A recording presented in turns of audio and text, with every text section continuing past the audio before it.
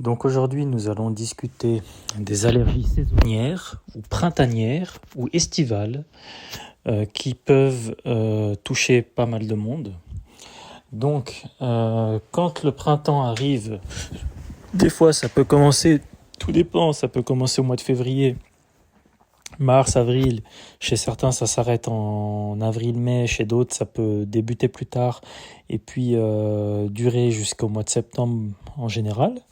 Donc c'est ce qu'on appelle l'allergie saisonnière, vu que ça ne concerne pas toute l'année.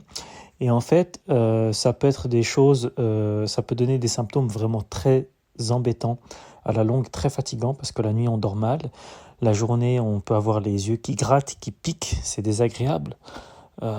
D'éternuer, ça c'est le pire, éternuer tout le temps, avoir le nez bouché en permanence, mal respirer la nuit, devoir se moucher et puis ça revient tout le temps.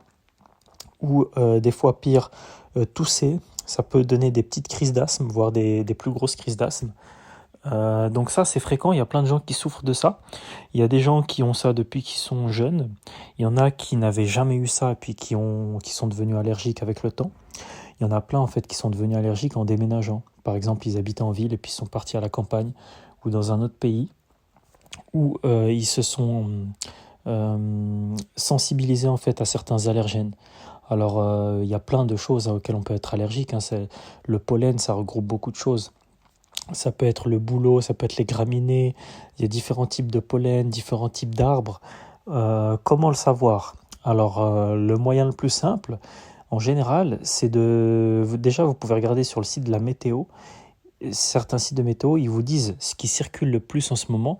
Déjà, ça vous donne une idée un peu de ce qui pourrait vous concerner.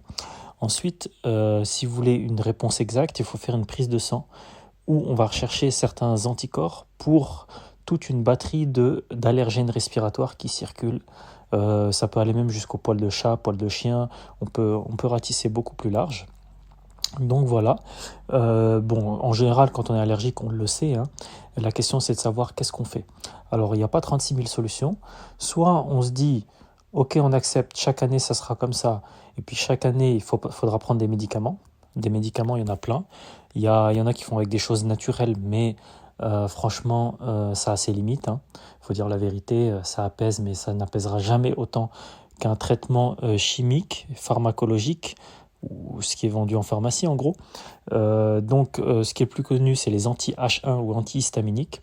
Alors là, il y en a toute une flopée, il y a beaucoup de marques différentes, beaucoup de produits. Il y a des antihistaminiques qui font dormir, qui fatiguent en fait un petit peu. Donc ça, c'est plutôt à prendre le soir. Et il y a plein d'antihistaminiques qui ne fatiguent pas. Il y a plusieurs marques différentes.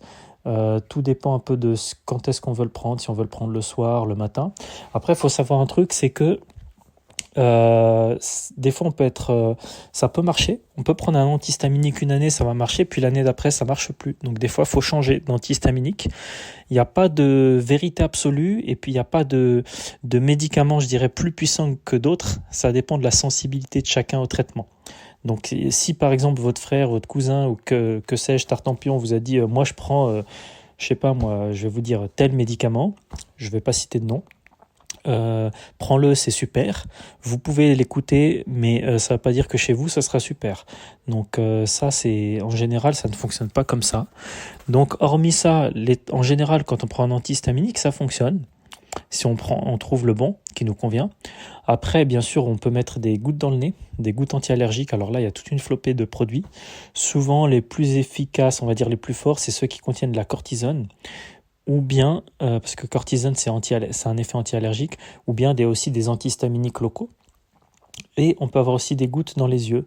Ça, c'est tout à fait possible, voire des sprays, ce qu'on appelle des aérosols, si on a du mal à respirer, si on tousse, etc. Donc ça, c'est les traitements de base, je dirais.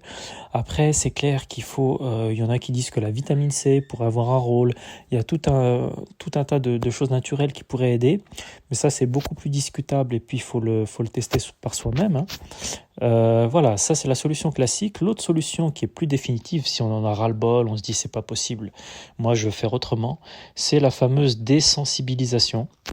Alors faut savoir que la désensibilisation, en général, ça marche assez bien pour les allergies respiratoires, le pollen, les graminées, le bouleau. mais ça ne marche pas chez 100% des gens.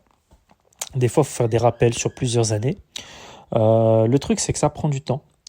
Des fois, ça peut prendre 14-15 injections. Des fois, tout dépend en fait du protocole du produit qu'on a.